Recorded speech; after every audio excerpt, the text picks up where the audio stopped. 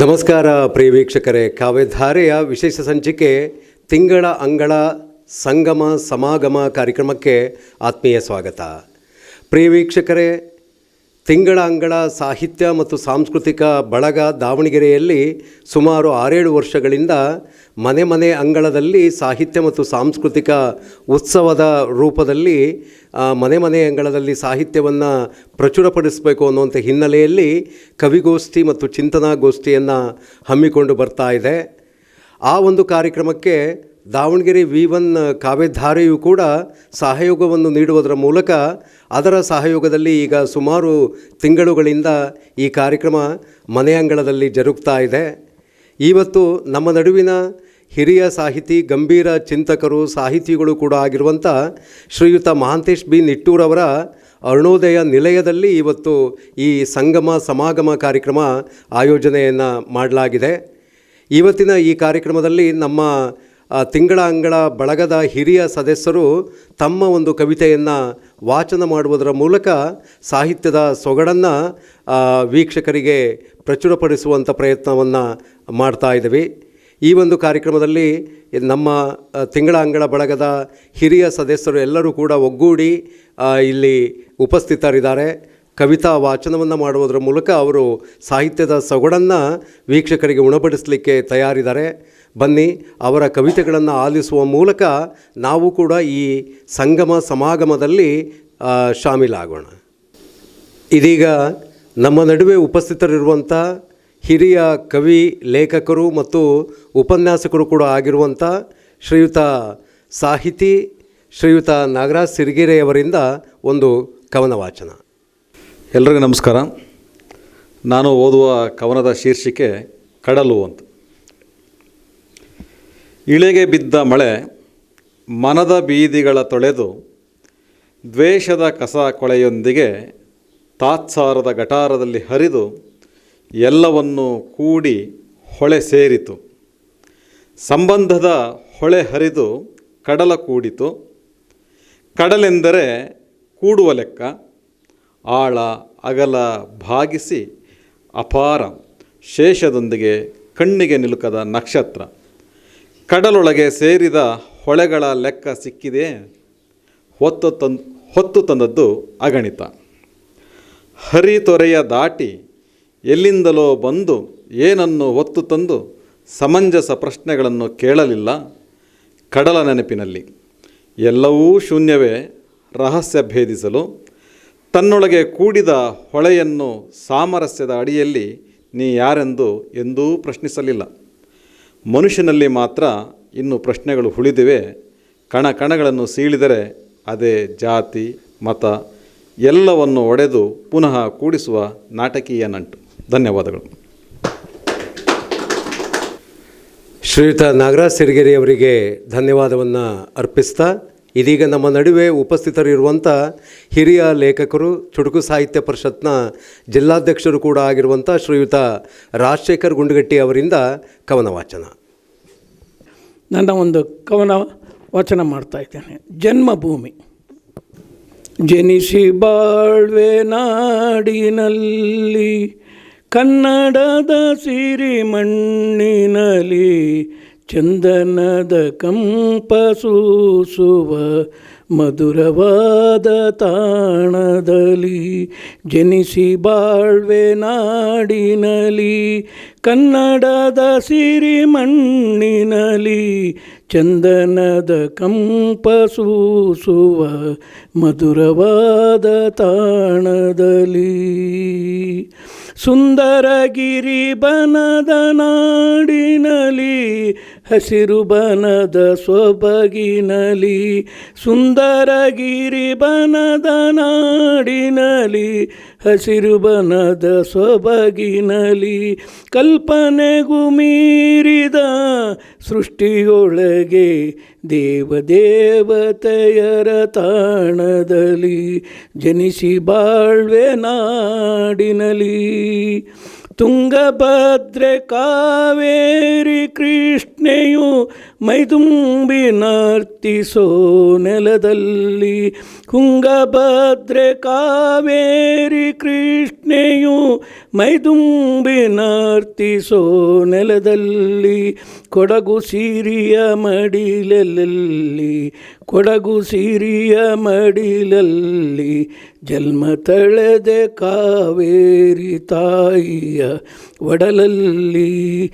ಜನಿಸಿ ಬಾಳ್ವೆ ನಾಡಿನಲಿ, ಕತೆ ಹೇಳುತ್ತಿವೆ ಶಿಲೆಗಳಲ್ಲಿ ತನ್ನ ಕಲೆಯ ಪ್ರತಿಭೆಯನ್ನು. ಕತೆ ಹೇಳುತ್ತಿವೆ ಶಿಲೆಗಳಲ್ಲಿ ತನ್ನ ಕಲೆಯ ಪ್ರತಿಭೆಯನ್ನು. ಅಂದ ಚಂದದ ರೂಪ ತಳೆದ ಬೇಲೂರು ಹಳೆ ಬೀಡಿನಲಿ. ಚಂದ ಚಂದದ ರೂಪ ತಳೆದ ಬೇಲೂರು ಹಳೆ ಬೀಡಿನಲಿ. ಜನಿಸಿ ಬಾಳ್ವೆ ನಾಡಿನಲಿ. ಹೊಗಳಿ ಹೇಳುತ್ತುವೆ ಕೋಟೆಗಳು ಚೆನ್ನಮ್ಮ ಓಬವ್ವ. ಹೊಗಳಿ ಹೇಳುತ್ತಿವೆ ಕೋಟೆಗಳು ಚೆನ್ನಮ್ಮ ಓಬವ್ವ. ಮದಕರಿಯ ವೀರಸೂರರ ಕನ್ನಡದ ಕಣ್ಮಳಿಗಳಿಲ್ಲಿ. ಮುತ್ತುರತ್ನ ಅಳೆದ ಹಂಪಿಯ ಕತೆಯಲ್ಲಿ. ಜನಿಸಿ ಬಾಳ್ವೆ ನಾಡಿನಲಿ, ಕನ್ನಡದ ಸಿರಿಮಣ್ಣಿನಲಿ. ಸಿರಿವಂತಿಕೆ ಹೃದಯ ಕನ್ನಡದ ಮಡಿಲು. ಸಿರಿವಂತಿಕೆಯ ಹೃದಯ ಕನ್ನಡದ ಮಡಿಲು. ಸರ್ವಭಾಷೆ ಸರ್ವಧರ್ಮದ, ಸರ್ವಭಾಷೆ ಸರ್ವಧರ್ಮದ ಮಡಿಲ ಮಕ್ಕಳನ್ನು ಹರಿಸುವ ಕನ್ನಡಾಂಬೆ. ರಾಜರಾಜೇಶ್ವರಿಗೆ ಶರಣು ಶರಣು ಎಂಬೆ. ಎನಿಸಿ ಬಾಳ್ವೆ ನಾಡಿನಲಿ, ಕನ್ನಡದ ಸಿರಿಮಣ್ಣಿನಲಿ, ಕನ್ನಡದ ಸಿರಿಮಣ್ಣಿನಲಿ. ನಮಸ್ಕಾರ. ಶ್ರೀಯುತ ರಾಜಶೇಖರ್ ಗುಂಡಗಟ್ಟಿ ಸರ್ ಅವರಿಗೆ ವಂದನೆಯನ್ನು ಅರ್ಪಿಸ್ತಾ ಇದೀಗ ನಮ್ಮ ನಡುವೆ ಉಪಸ್ಥಿತರಿರುವಂಥ ಮತ್ತೋರ್ವ ಹಿರಿಯ ಲೇಖಕರಾದ ಶ್ರೀಯುತ ಓಂಕಾರಯ್ಯ ತವನಿಧಿ ಸರ್ ಅವರಿಂದ ಕವನ ವಾಚನ. ನನ್ನ ಕವನದ ಶೀರ್ಷಿಕೆ ಸಾವು. ಎಂದೋ ಒಂದು ದಿನಕ್ಕೆ ಬರುವುದೇನಲ್ಲ ಸಾವು, ಅದು ದೇಹದೊಳಗೆ ಇದ್ದು ಬಲಿಯುತ್ತಿರುತ್ತದೆ. ಹುಟ್ಟಿನಿಂದ ಸಾಯುವವರೆಗೂ ನಿಲ್ಲದೆ ದಿನದಿನವು ಮಿಕವ ನುಂಗುವಂತೆ ಹಾವು. ಸಾವು ಪ್ರತಿನಿತ್ಯದಾದರೂ ಸುಖ ನೀಡುವ ಸ್ಥಿತಿ ಅದು. ಸೋಮಾರಿತನವೆಂಬುದು ನಿತ್ಯ ಸಹವಾಸಿ, ಸಾವ ಸ್ನೇಹಿತ. ನಿದ್ದೆ ಎಂಬುದು ಅದರ ತಮ್ಮ, ಅತಿ ನಿದ್ದೆ ಅದರ ಹಪ್ಪ. ಎಂತೆ ಒಂದೇ ದಿನಕ್ಕೆ ಎಂದೂ ಬರುವುದಿಲ್ಲ ಸಾವು, ಆಕ್ರಮಿಸುತ್ತದೆ ಅನವರತವು ದಿನವು.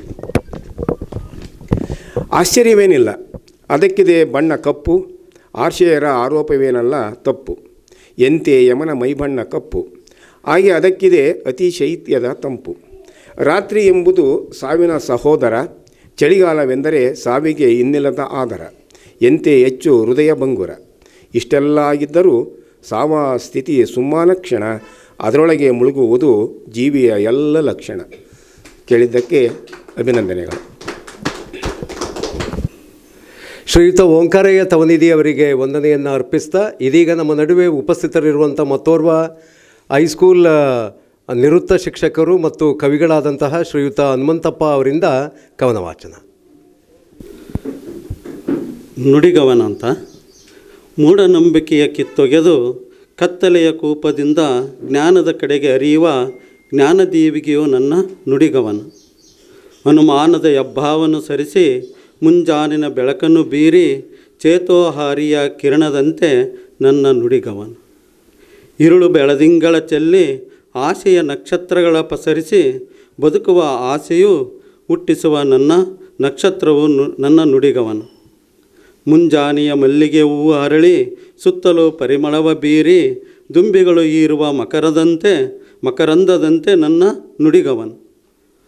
ಹೋರಾಟದ ಹಾದಿಯಲ್ಲಿ ಎದರದೆ ಧೈರ್ಯ ತುಂಬಿ ನಂಬಿಕೆಯಿಂದ ಪ್ರಾಮಾಣಿಕತೆಯ ದಾರಿ ತೋರುವುದೇ ನನ್ನ ನುಡಿಗವನ. ಮುಗ್ಧ ಮನಸ್ಸಿನ ಮಕ್ಕಳಲ್ಲಿ ಜ್ಞಾನದ ಅಕ್ಷರವ ಬಿತ್ತಿ ಸನ್ಮಾರ್ಗಕ್ಕೆ ಕರೆತರುವ ಗುರು ಕಾರುಣ್ಯವೇ ನನ್ನ ನುಡಿಗವನ. ನಾಡಿಗೆ ಅನ್ನ ನೀಡುವ ರೈತನು ಬಿಸಿಲು ಮಳೆ ಎನ್ನದೆ ಹೊಲವ ಹದ ಮಾಡಿ ಬಿತ್ತಿರುವನು, ಮಳೆಯ ನಂಬಿಕೆಯೇ ನನ್ನ ನುಡಿಗವನ. ಮಾಡುವ ಕೆಲಸದೇ ಲಂಚಕ್ಕೆ ಕೈ ಚಾಚದೆ ನಿಷ್ಠೆಯಿಂದ ಸೇವೆ ಮಾಡುವುದಕ್ಕೆ ಪ್ರೇರಣೆ ನೀಡುವುದೇ ನನ್ನ ನುಡಿಗವನ. ಕೇಳಿದ್ದಕ್ಕೆ ಧನ್ಯವಾದ. ಶ್ರೀಯುತ ಹನುಮಂತಪ್ಪ ಸರ್ ಅವರಿಗೆ ವಂದನೆಯನ್ನು ಅರ್ಪಿಸ್ತಾ ಇದೀಗ ನಮ್ಮ ನಡುವೆ ಉಪಸ್ಥಿತರಿರುವಂಥ ಮತ್ತೋರ್ವ ಹಿರಿಯ ಕವಿ ಶ್ರೀಯುತ ಲಲಿತ್ ಕುಮಾರ್ ಜೈನ್ ಅವರಿಂದ ಒಂದು ಕವನ ವಾಚನ. ಎಲ್ಲರಿಗೂ ನಮಸ್ಕಾರ. ಕವನ ಶೀರ್ಷಿಕೆ ಬುದ್ಧ. ಜಗವೆಲ್ಲ ಮಲಗಿರಲು ನೀನೊಬ್ಬ ಎದ್ದೆ, ಜಗವೆಲ್ಲ ಮಲಗಿರಲು ನೀನೊಬ್ಬ ಎದ್ದೆ, ಮೋಹ ಮಾಯೆ ತೊರೆದು ಸಿದ್ಧಾರ್ಥ ನೀ ಬುದ್ಧನಾದೆ, ಸಿದ್ಧಾರ್ಥ ನೀ ಬುದ್ಧನಾದೆ. ರೋಗಿ ವೃದ್ಧ ಶವ ಕಂಡು, ರೋಗಿ ವೃದ್ಧ ಶವ ಕಂಡು ನೀ ಜೀವನದ ಸತ್ಯ ಕಂಡೆ. ಸುಖ ವೈಭೋಗಗಳಲ್ಲಿ ಮೆರೆದಿದ್ದ ನೀನು ಜೀವನ ಎಂದರೆ ಇಷ್ಟೇನಾ, ಜೀವನ ಎಂದರೆ ಇಷ್ಟೇನಾ ಎಂದುಕೊಂಡು ವೈರಾಗ್ಯ ತಾಳಿದೆ. ಹಗಲಿರಲು ಎನ್ನದೆ ಚಿಂತಿಸಿ ಮಂಥನಗೈದು ಮಧ್ಯರಾತ್ರಿಯಲ್ಲಿ ಮುದ್ದಿನ ಮಡದಿ ಪ್ರೀತಿಯ ಕಂದ, ಮುದ್ದಿನ ಮಡದಿ ಪ್ರೀತಿಯ ಕಂದ ರಾಜ ವೈಭೋಗಗಳನ್ನು ತೊರೆದು ನೀ ಸಾಗಿದೆ ಸತ್ಯದ ಅನ್ವೇಷಣೆಯಲ್ಲಿ, ನೀ ಸಾಗಿದೆ ಸತ್ಯದ ಅನ್ವೇಷಣೆಯಲ್ಲಿ. ಕೊನೆಗೂ ಏನೂ ಅರ್ಥ ತಿಳಿಯದೆ, ಕೊನೆಗೂ ಏನೂ ಅರ್ಥ ತಿಳಿಯದೆ ಬೋಧಿ ವೃಕ್ಷದ ಕೆಳಗೆ ಅನ್ನ ಆಹಾರಾದಿ ತೊರೆದು ಧ್ಯಾನಮಗ್ನನಾದೆ. ಕೊನೆಗೂ ಸತ್ಯದ ಬೆಳಕನ್ನು ಕಂಡು ಜ್ಞಾನೋದಯವಾಗಿ ಸಿದ್ಧಾರ್ಥ ನೀ ಬುದ್ಧನಾದೆ, ಜ್ಞಾನೋದಯವಾಗಿ ಸಿದ್ಧಾರ್ಥ ನೀ ಬುದ್ಧನಾದೆ.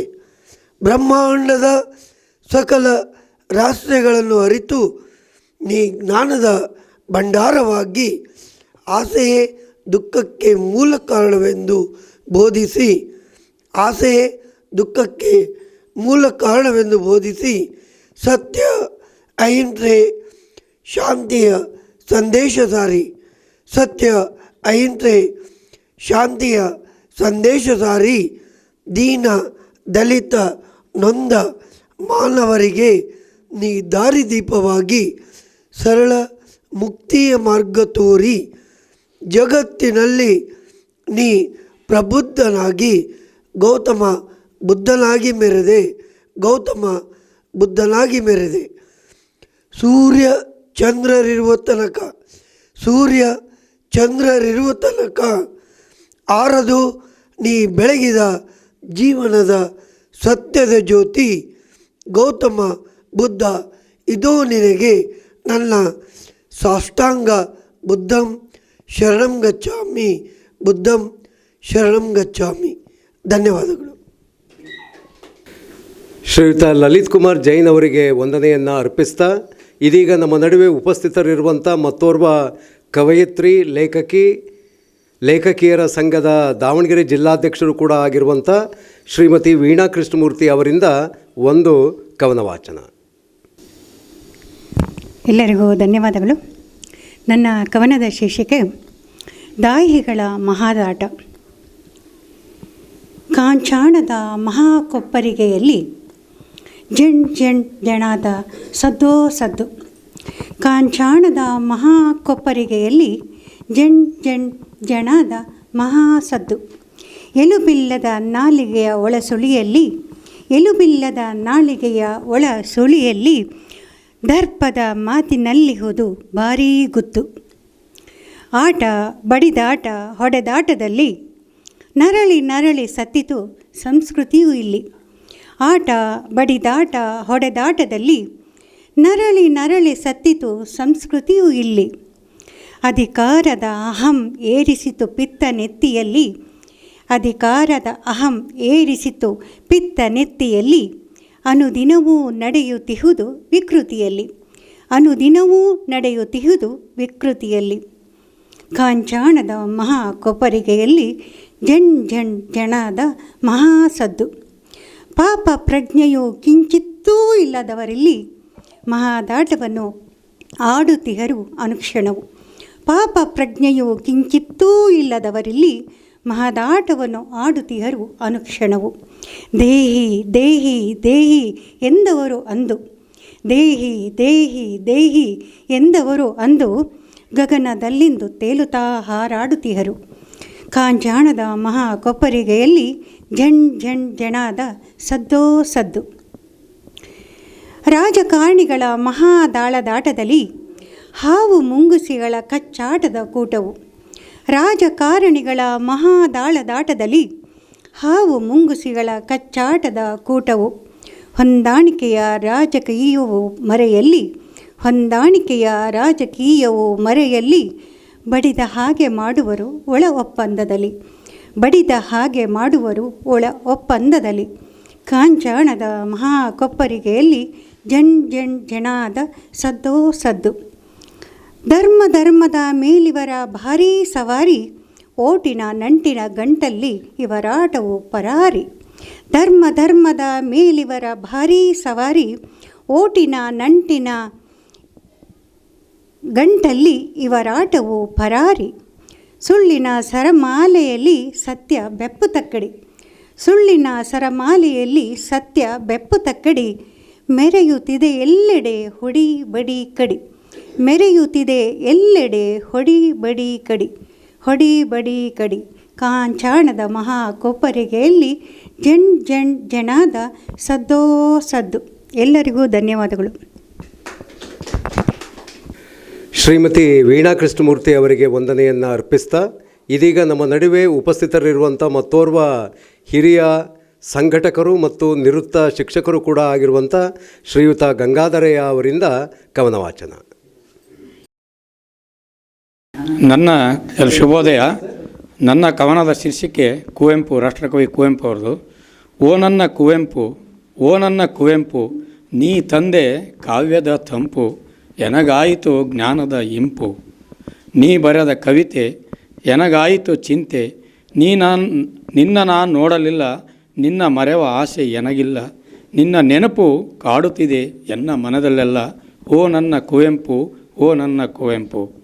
ನಿನ್ನ ಜನನ ಎನಗೆ ತಿಳಿದಿಲ್ಲ, ನಿನ್ನ ಮರಣಾಂತ್ಯಕ್ಕೆ ನಾ ಬರಲಿಲ್ಲ.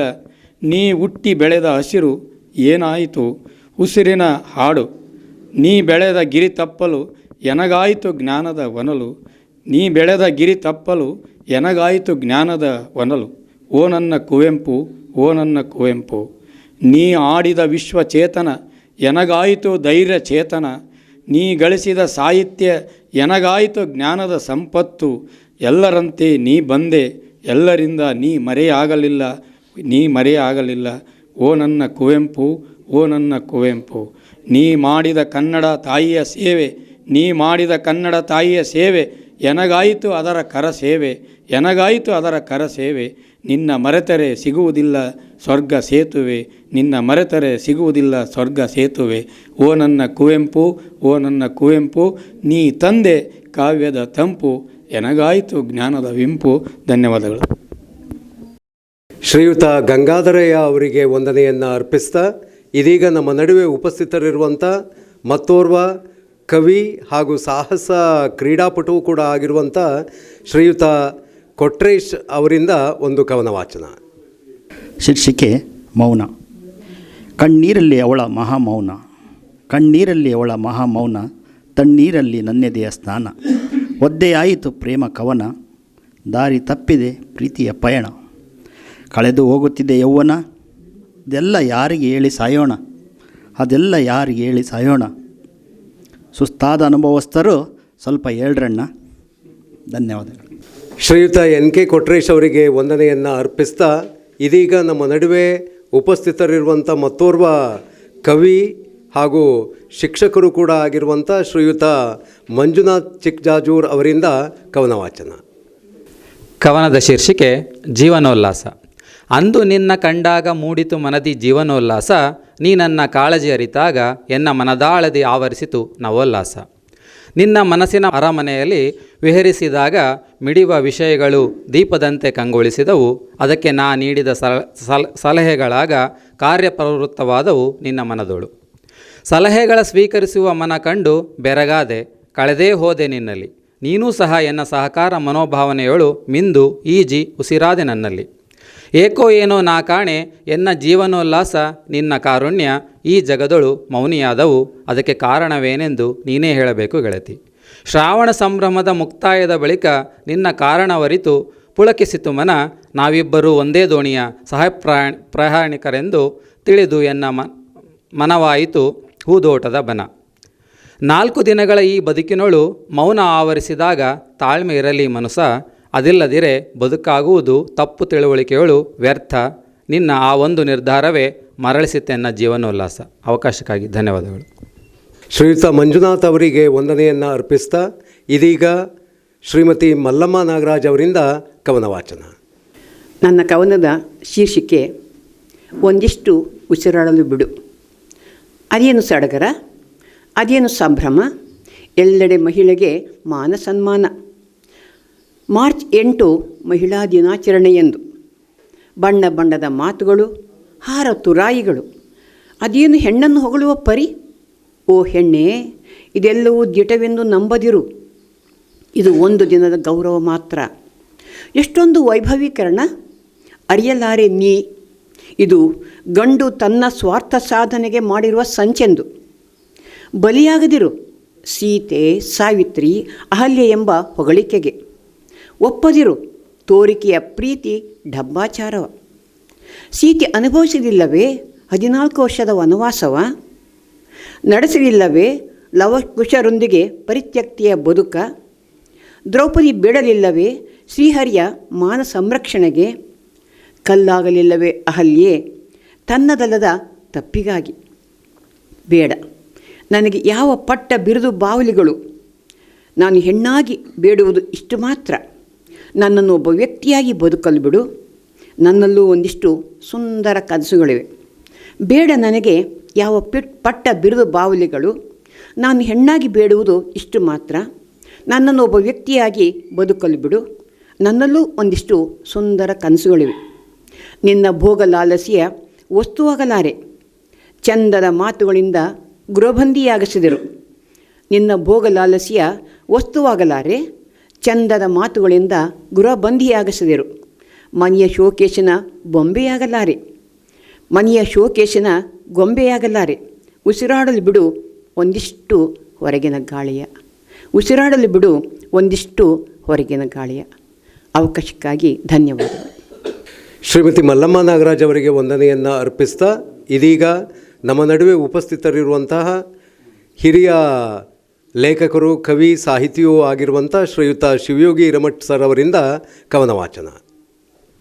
ಕವನದ ಶೀರ್ಷಿಕೆ ನಸುನಕ್ಕ ಬುದ್ಧ. ಬೇಸಿಗೆಯ ರಣಬಿಸಿಲು ರಸ್ತೆ ಸುಡುತ್ತಿತ್ತು. ಕಾದ ಕಬ್ಬಿಣದ ಮೇಲೆ ಪಾದವನ್ನಿಟ್ಟ ಅನುಭವ. ಆದರೂ ತನಗೆ ಬಿಸಿಲು, ಗಾಳಿ, ಮಳೆ, ಚಳಿ ಎಲ್ಲವೂ ಒಂದೇ ಅಲ್ಲವೇ ಎಂದು ಒಮ್ಮೆ ನಸುನಕ್ಕ ಬುದ್ಧ. ಅನತಿ ದೂರದಲ್ಲೇನೋ ಸದ್ದು, ರೋಧನ, ಆಕ್ರಂದನ, ಸಾಲು ಸಾಲು ಜನ. ಓಹೋ, ಇಹದ ಬದುಕು ಮುಗಿಸಿದ ವ್ಯಕ್ತಿಯ ಅಂತಿಮ ಯಾತ್ರೆ. ತನ್ನ ಬದುಕಿಗೂ ಒಂದು ಹೊಸ ತಿರುವು ಕೊಟ್ಟಿದ್ದು ಇಂತಹ ಸನ್ನಿವೇಶವೇ ಅಲ್ಲವೇ ಎಂದು ಒಮ್ಮೆ ನಸು ನಕ್ಕ ಬುದ್ಧ. ನಿಂತಲ್ಲೇ ನಿಂತು ಆಲೋಚನಾ ಮಗ್ನನಾದ. ಅಂದು ಕಿಸಾ ಗೌತಮಿ ಪುತ್ರನ ಪ್ರಾಣಭಿಕ್ಷೆ ಬೇಡಿ ಬಂದದ್ದು, ಅವಳನ್ನು ಸಾವಿಲ್ಲದ ಮನೆಯ ಸಾಸಿವೆ ತರಲು ಅಲೆದಾಡಿಸಿದ್ದು, ನಿರಾಶಳಾಗಿ ಬರಿಗೈಲಿ ಬಂದದ್ದು ನೆನಪಾಗಿ ಒಮ್ಮೆ ನಸು ನಕ್ಕ ಬುದ್ಧ. ಸ್ವಲ್ಪ ಸಮಯದಲ್ಲೇ ಹಸಿದ ಮಣ್ಣಿನೊಡಲಿಗೆ ಶವದ ತುತ್ತನಿಟ್ಟು ಮರಳಿ ಅದೇ ಸಾಲು ಸಾಲು ಜನರ ಸ್ಮಶಾನ ವೈರಾಗ್ಯದ ಗುಸುಗುಸು ಮಾತುಗಳ ಕೇಳಿ ಒಮ್ಮೆ ನಸು ನಕ್ಕ ಬುದ್ಧ. ಅದೇಕೋ ಏನೋ ನೆನಪು. ಸತಿ ಯಶೋಧರೆ, ಪುಟ್ಟ ಕಂದ ರಾಹುಲರ ನೆನಪಾಗಿ ಕ್ಷಣಕಾಲ ವಿಚಲಿತ ಭಾವ. ಕ್ಷಣದಲ್ಲೇ ಸಾವರಿಸಿಕೊಂಡು, ಛೇಛೆ ಇದೇನಿದು, ಅರಿವಿನಿಂದ ಮರೆವಿಗೆ ಜಾರುತ್ತಿದ್ದೇನೆಯೇ, ಈ ಭವದ ಬಲೆಗೆ ಮತ್ತೆ ನಾನೂ ಸಿಲುಕುತ್ತಿದ್ದೇನೆಯೇ ಎಂದು ಒಮ್ಮೆ ನಸು ನಕ್ಕ ಬುದ್ಧ ಮೆಲ್ಲ ಮೆಲ್ಲನೆ ಹೆಜ್ಜೆ ಹಾಕತೊಡಗಿದ ತನ್ನ ಭಾವ ಸಮಾಧಿ ಸ್ಥಳ ಬೋಧಿ ವೃಕ್ಷದೆಡೆಗೆ ಬೋಧಿ ವೃಕ್ಷದೆಡೆಗೆ ಬೋಧಿ ವೃಕ್ಷದೆಡೆಗೆ. ಕೇಳಿದ್ದಕ್ಕಾಗಿ ಧನ್ಯವಾದಗಳು. ಶ್ರೀಯುತ ಶಿವಯೋಗಿ ಹಿರೇಮಠ್ ಸರ್ ಅವರಿಗೆ ವಂದನೆಯನ್ನು ಅರ್ಪಿಸ್ತಾ ಇದೀಗ ನಮ್ಮ ನಡುವೆ ಉಪಸ್ಥಿತರಿರುವಂಥ ಮತ್ತೋರ್ವ ಉದಯೋನ್ಮುಖ ಕವಿ ಶ್ರೀಯುತ ವಿಜಯ್ ಸ್ವಾರ್ಥಿ ಅವರಿಂದ ಕವನ ವಾಚನ. ನನ್ನ ಕವಿತೆಯ ಶೀರ್ಷಿಕೆ ನಾಣ್ಯ ನಕ್ಕಿದ್ಯಾಕೆ. ನನ್ನದೋ ಹಳೆಯ ಅಂಗಿ ಸ್ವಲ್ಪ ಅರಿದಿತ್ತು, ಬಹಳವೇ ಮಾಸಿತ್ತು, ಕಿಸೆಯೊಳಗೊಂದು ರಂಧ್ರ ಅವಿತಿತ್ತು, ಆದರೂ ಹಸಿದೊಟ್ಟೆಯ ಮರೆ ಮಾಡಿತ್ತು. ನಾನು ಅನಕ್ಷರಸ್ಥ ಅನಾಗರಿಕ, ತುಸು ದೂರದಲ್ಲೇ ಒಳಪಿನ ಜನಸಮೂಹ, ಚಿತ್ರ ವಿಚಿತ್ರ ಪೋಷಾಕು, ತರಹೇವಾರಿ ಕೇಶವಿನ್ಯಾಸ, ಅಷ್ಟು ಕೊಂಡು ಇಷ್ಟೇ ತಿಂದು ಮಿಕ್ಕಿದ್ದೆಲ್ಲವ ಕಸ ಮಾಡಿದ್ದಾರೆ, ಗುಪ್ತಾಂಗಗಳ ಪ್ರದರ್ಶನಕ್ಕಿಟ್ಟಿದ್ದಾರೆ. ಅವರೋ ಅಕ್ಷರಸ್ಥ ನಾಗರಿಕ ಪ್ರಜೆ. ಕೂತಲ್ಲೇ ಕೂತಿದ್ದೆ ನಾನು, ಅವರಲ್ಲೊಬ್ಬ ನಾಣ್ಯವೊಂದನ್ನು ನನ್ನ ಮುಖಕ್ಕೆಸೆದ, ಪ್ರಸಾದವೆಂಬಂತೆ ನಮಿಸಿ ಕಿಸೆಗೆ ಇಳಿಬಿಟ್ಟೆ.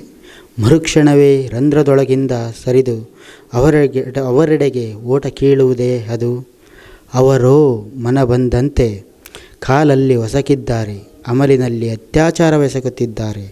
ಆದಾಗ್ಯೂ ಅವರ ವಂಶಾವಳಿ ವೃದ್ಧಿಸುತ್ತಲೇ ಇದೆ, ಗಾಂಧಾರಿಯ ಪುತ್ರ ಸಂತಾನದಂತೆ. ಕಣ್ಣು ಬಡಿಯುತ್ತಾ ಕೂತಿದ್ದೆ ನಾನು, ಮತ್ತೊಂದು ನಾಣ್ಯ ಎಸೆದ, ಸೀದಾ ಕಣ್ಣಿಗೆ ಬಡಿದು ಬಿತ್ತು. ಎತ್ತಿ ಕಣ್ಣಿಗೊತ್ತಿಕೊಂಡು ನೋಡಿ ಮತ್ತದೇ ಕಿಸೆಯೊಳಗಿಟ್ಟೆ. ನುಸುಳಿ ಹೊರಟೇ ಬಿಟ್ಟಿತು ಅವರೆಡೆ. ಕುತೂಹಲ ಕೆರಳಿತು, ಕಂಡು ಆಶ್ಚರ್ಯಚಕಿತನಾದೆ. ಅದಕ್ಕಿರುವುದು 2 ಮುಖ, ಒಂದರಲ್ಲಿ ಅವರ ಬಿಂಬ, ಇನ್ನೊಂದರಲ್ಲಿ ನನ್ನದು. ಎರಡರಲ್ಲೂ ನಗುವಿತ್ತು, ನನ್ನೊಳಗೂ ಒಂದು ಪ್ರಶ್ನೆ ಮೂಡಿತ್ತು, ನಾಣ್ಯ ನಕ್ಕಿದ್ಯಾಕೆ. ಅವಕಾಶಕ್ಕಾಗಿ ಧನ್ಯವಾದಗಳು.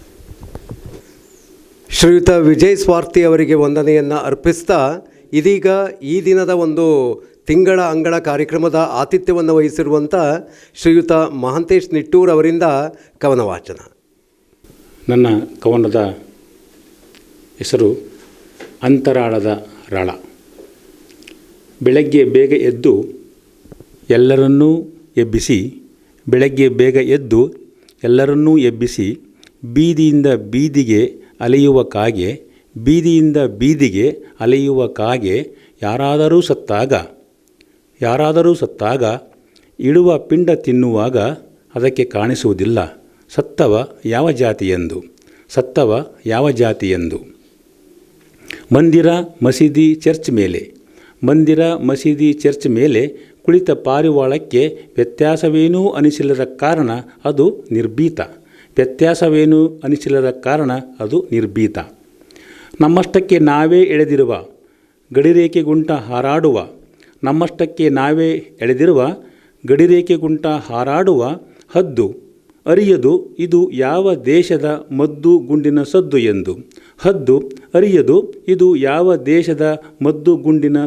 ಎಂದು. ವಸಂತಕಾಲದಲ್ಲಿ ಸೊಂಪಾಗಿ ಮಾಮರದ ಚಿಗುರು ತಿಂದು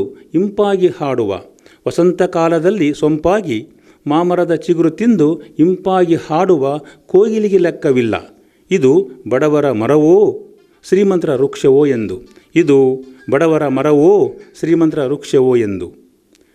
ಯಾರನ್ನೂ ಅನುಕರಿಸುವುದಿಲ್ಲ, ಕೆರಳಿ ಕೆಂಡವಾಗಿಸುವುದಿಲ್ಲ. ಅಂಬರದ ಪರಿಶುದ್ಧ ಹಾಳೆಯಲ್ಲಿ ದೇವರು ರುಜು ಮಾಡಿದ ಬೆಳ್ಳಕ್ಕಿ ಸಾಲು. ಯಾರನ್ನೂ ಅನುಕರಿಸುವುದಿಲ್ಲ, ಕೆರಳಿ ಕೆಂಡವಾಗಿಸುವುದಿಲ್ಲ. ಅಂಬರದ ಪರಿಶುದ್ಧ ಹಾಳೆಯಲ್ಲಿ ದೇವರು ರುಜು ಮಾಡಿದ ಬೆಳ್ಳಕ್ಕಿ ಸಾಲು. ಗೂಡು ಕಟ್ಟುವಾಗ ನೋಡಲಿಲ್ಲ ಗುಬ್ಬಚ್ಚಿ ಸ್ಪೃಶ್ಯತೆಯ ಅಂತರಾಳದ ರಾಳವನ್ನು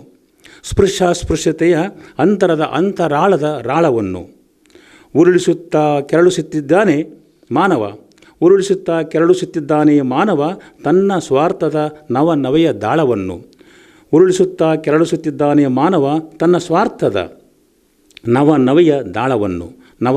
ದಾಳವನ್ನು. ಅವಕಾಶಕ್ಕಾಗಿ ಧನ್ಯವಾದಗಳು.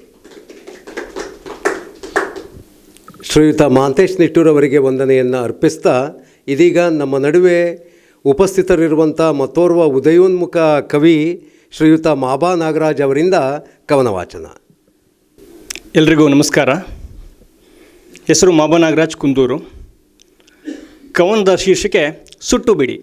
ಶೀರ್ಷಿಕೆ ಸುಟ್ಟು ಬಿಡಿ. ಹುಸಿನಗೆಯ ಹಿಂದಿನ ಕುತ್ಸಿತತನವನ್ನು ಸೌಮ್ಯತನದ ಒಳಗಿನ ಹಗೆತನವನ್ನು ಸುಟ್ಟು ಬಿಡಿ. ಬಣ್ಣದ ಬದುಕಿನ ಒಳಗಿನ ಕಲಬೆರಕೆಯನ್ನು ಸತ್ಯದ ಒಳಗಿನ ಅಸತ್ಯವನ್ನು ಸುಟ್ಟು ಬಿಡಿ. ನಯತನದ ಹಿಂದಿನ ನಯವಂಚಕತನವನ್ನು ದಿಟದ ಹಿಂದಿನ ಹಸಿ ಸಟೆಗಳನ್ನು ಸುಟ್ಟು ಬಿಡಿ. ಬದುಕಿನ ಕ್ಯಾನ್ವಾಸ್ ಮೇಲಿನ ಬಣ್ಣದ ನಟನೆಯನ್ನು ಹೊರಗಿನ ಹೊರಗನ್ನು ಸುಟ್ಟು ಬಿಡಿ. ಹೊತ್ತುಬಂದಂತೆ ಕೊಡೆ ಹಿಡಿಯುವ ಖಯಾಲಿತನವನ್ನು ಜನರೆದುರು ಸೈ ಎನಿಸುವಂತೆ ನಟಿಸುವ ನಯವಂಚಕತನವನ್ನು ಸುಟ್ಟು ಬಿಡಿ. ಜನರೆದುರು ಸೈ ಎನಿಸುವಂತೆ ನಟಿಸುವ ಸೋಗಲಾಡಿತನವನ್ನು ಸುಟ್ಟು ಬಿಡಿ. ಅವಕಾಶಕ್ಕಾಗಿ ಧನ್ಯವಾದಗಳು. ಆತ್ಮೀಯ ಬಂಧುಗಳೇ, ಇಂದು ಭಾನುವಾರ ರಜೆ ಇರುವುದರಿಂದ ನಮ್ಮ ಮನೆಯಲ್ಲಿ ಒಂದು ಕಾರ್ಯಕ್ರಮ ಅಂದರೆ ತಿಂಗಳ ಅಂಗಳ ಕಾರ್ಯಕ್ರಮ, ಸಾಹಿತ್ಯ ಮತ್ತು ಸಾಂಸ್ಕೃತಿಕ ಸಂಭ್ರಮವನ್ನು ಬೀರುವ ಮತ್ತು ಸಮಾಗಮವನ್ನು ಹೊಂದುವ ಕಾರ್ಯಕ್ರಮವನ್ನು ನಾವು ಹಮ್ಮಿಕೋಬೇಕು ಅನ್ನುವ ದೃಷ್ಟಿಯಿಂದ ನಮ್ಮ ಸಂಚಾಲಕರಾಗಿರ್ತಕ್ಕಂಥ ಶ್ರೀ ಗಂಗಾಧರ್ ಅವರಲ್ಲಿ ಚರ್ಚೆ ಮಾಡಿದಾಗ ಅದು ನಿಮ್ಮನಲ್ಲಿ ಈ ಕಾರ್ಯಕ್ರಮವನ್ನು ನಾವು ಆಯೋಜನೆ ಮಾಡೋಣ ಅಂತ ಹೇಳಿದಾಗ ಆಯಿತು ಅಂತ ಒಪ್ಕೊಂಡೆ. ಈ ಹಿಂದೆ ನಮ್ಮ ಮನೆಯ ಗೃಹ ಪ್ರವೇಶಕ್ಕೆ ಸುಮಾರು ನಮ್ಮ ಸ್ನೇಹಿತರನ್ನ ಆಹ್ವಾನ ಮಾಡಿದ್ದೆ. ಅವರು ಹಲವಾರು ಕಾರಣಗಳಿಂದ ಬೇರೆ ಕಾರ್ಯದಲ್ಲಿ ಅವರು ಬ್ಯುಸಿಯಾಗಿದ್ದರಿಂದ ಬರಲಿಲ್ಲ. ಈ ದಿಶೆಯಲ್ಲಾದರೂ ಬರೋಣ ಅನ್ನೋ ಒಂದು ಜೊತೆಗೆ ಈ ನಮ್ಮ ಕಾರ್ಯಕ್ರಮ ಯಾವಾಗಲೂ ಅರ್ಥಪೂರ್ಣವಾಗಿರುತ್ತೆ. ತಿಂಗಳಂಗಳ ಕಾರ್ಯಕ್ರಮ ಯಾವಾಗಲೂ ಭಾಳ ಕಡಿಮೆ ಸಂಖ್ಯೆ ಇದ್ದರೂ ಸರಳವಾಗಿದ್ದರೂ ಭಾಳ ಅರ್ಥಪೂರ್ಣವಾಗಿರುತ್ತೆ ಅನ್ನೋ ದೃಷ್ಟಿಯಿಂದ ಎಲ್ಲ ಸೇರ್ಕೊಂಡಿರ್ತಕ್ಕಂಥ ನಮ್ಮ ತಿಂಗಳ ಅಂಗಳ ಬಳಗದ ಎಲ್ಲ ಬಂಧುಗಳಿಗೆ ಬಹಳ ಪ್ರೀತಿಯಿಂದ ಆತ್ಮೀಯತೆಯಿಂದ ನಾನು ಸುಸ್ವಾಗತವನ್ನು ಬಯಸ್ತೇನೆ. ವಿಶೇಷವಾಗಿ ಈ ನಮ್ಮ ಕಾರ್ಯಕ್ರಮಕ್ಕೆ ನಮ್ಮ ಹಲವು ಸ್ನೇಹಿತರನ್ನು ಬರಮಾಡಿಕೊಂಡಾಗ ಅವರು ಕೂಡ ಆಗಮಿಸಿದ್ದಾರೆ. ಅವರಿಗೆ ನಾವು ಈ ಕಾರ್ಯಕ್ರಮದಲ್ಲಿ ಪಾಲ್ಗೊಳ್ತೀವಿ ಅನ್ನುವ ಹಿತದೃಷ್ಟಿಯಿಂದ ನಮ್ಮ ಸ್ನೇಹಿತರಾಗಿರ್ತಕ್ಕಂಥ ಶ್ರೀ ಗಂಗಾಧರಯ್ಯನವರು ತ್ಯಾವಣಿಗೆ ಇವರನ್ನು ಕೇಳಿಕೊಂಡೆ ನಾನು. ಆಯಿತು, ನಮಗೆ ಭಾಳ ಖುಷಿಯಾಗುತ್ತೆ ಅಂತಂದರು. ಕಾರಣ ಅವ್ರ ಜೊತೆಗೆ ನಾನು ತ್ಯಾವಣಿಗೆಯಲ್ಲಿ ಇಂಥ ಕಾರ್ಯಕ್ರಮನ ಭಾಳ ಸೇರಿಕೊಂಡು ಅರ್ಥಪೂರ್ಣವಾಗಿ ನಮ್ಮ ಶಾಲಾ ಕಾಲೇಜುಗಳಲ್ಲಿ ಮಾಡಿದ್ದೇವೆ.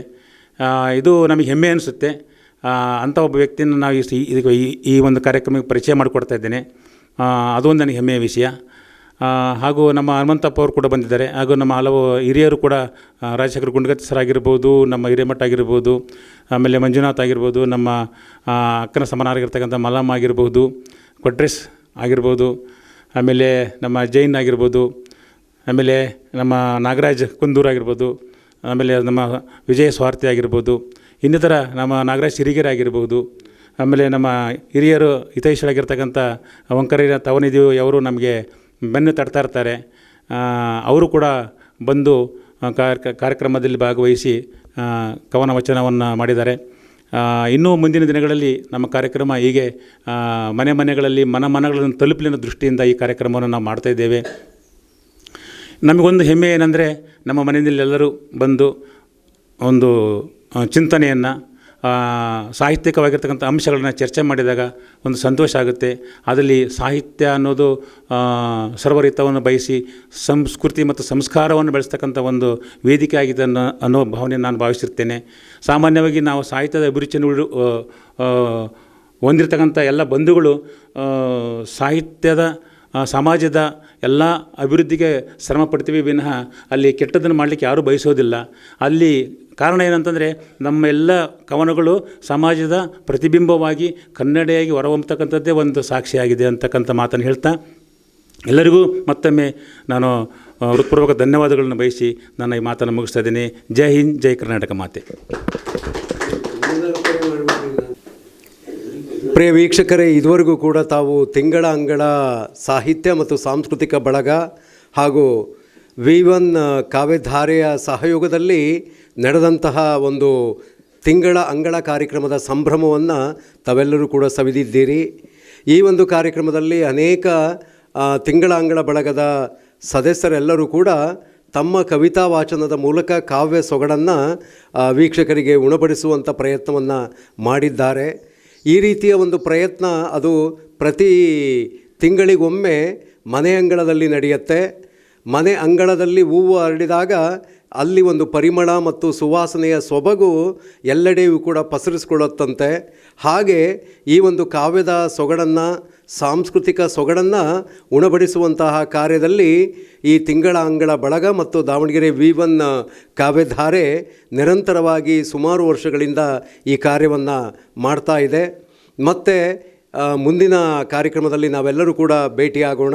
ಈ ಕಾರ್ಯಕ್ರಮದಲ್ಲಿ ಉಪಸ್ಥಿತರಿದ್ದು ತಮ್ಮ ಒಂದು ಕವಿತಾ ವಾಚನದ ಮೂಲಕ ತಮಗೆ ಕಾವ್ಯದ ಸೊಗಡನ್ನು ಉಣಬಡಿಸಿದಂತಹ ನಮ್ಮ ತಿಂಗಳ ಅಂಗಳ ಬಳಗದ ಸರ್ವ ಸದಸ್ಯರಿಗೂ ಕೂಡ ವಂದನೆಯನ್ನು ಅರ್ಪಿಸ್ತಾ ಇದ್ದೇನೆ. ಹಾಗೆಯೇ ಈ ಒಂದು ಕಾರ್ಯಕ್ರಮಕ್ಕೆ ಆತಿಥ್ಯವನ್ನು ವಹಿಸಿಕೊಂಡು ಕವಿತಾ ವಾಚನಕ್ಕೆ ಮತ್ತು ಸಾಹಿತ್ಯ ಗೋಷ್ಠಿಗೆ ಅವಕಾಶವನ್ನು ಮಾಡಿಕೊಡುವುದರ ಮೂಲಕ ಒಂದು ಚಿಂತನ ಮಂಥನ ಇಲ್ಲಿ ನಡೀಲಿಕ್ಕೆ ಅವರ ಮನೆ ಅಂಗಳದಲ್ಲಿ ಒಂದು ಆತಿಥ್ಯವನ್ನು ವಹಿಸಿಕೊಂಡು ಆ ಕಾರ್ಯಕ್ರಮವನ್ನು ನಿರ್ವಹಿಸಿದಂತಹ ಶ್ರೀಯುತ ಮಹಾಂತೇಶ್ ನಿಟ್ಟೂರ್ ಅವರಿಗೂ ಕೂಡ ವಂದನೆಯನ್ನು ಅರ್ಪಿಸ್ತಾ ಮುಂದಿನ ಕಾರ್ಯಕ್ರಮದಲ್ಲಿ ಭೇಟಿಯಾಗೋಣ. ಅಲ್ಲಿಯವರೆಗೂ ನಮಸ್ಕಾರ.